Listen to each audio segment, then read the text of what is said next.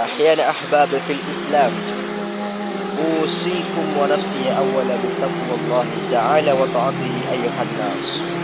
Enyi waja wa Allah subhanahu wa ta'ala, ama kwa hakika sisi ni Waislamu, na Waislamu jambo kubwa ambao kwamba tunatakikana nalo sisi ni kupendana sisi kwa sisi, sisi kwa sisi, jambo kupendana. Usipopendana Allah ameahidi kutokuingia peponi. Yaani wale watu ambao kwamba Mtume anasema hamtoingia peponi mpaka mpendane, na hamwezi mkapendana. Asbabu ya kupendana ni kutoleana salamu.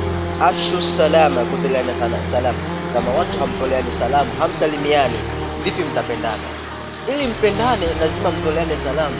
Ukishatoleana salamu ndipo ule uhusiano unaanza kujijenga, kwa sababu salamu ndio kifunguo cha nini, cha maongezi.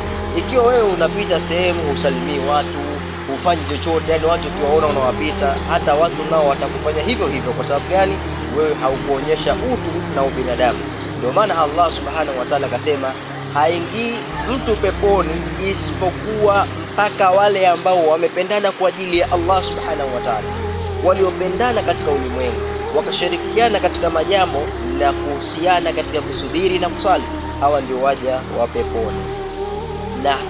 Na ili wewe uipate pepo lazima uwe na huruma na viumbe vya Allah, uwe na huruma, uwe na ucha Mungu, upende kusalimiana biidhnillah. Hilo ni jambo ambalo kwamba ni kubwa na lenye faida mbele za Allah. Wa hadha, assalamu alaikum wa la yakhluqu min kunna ma salamu antum bi khair, alhamdulillah, ma sha Allah.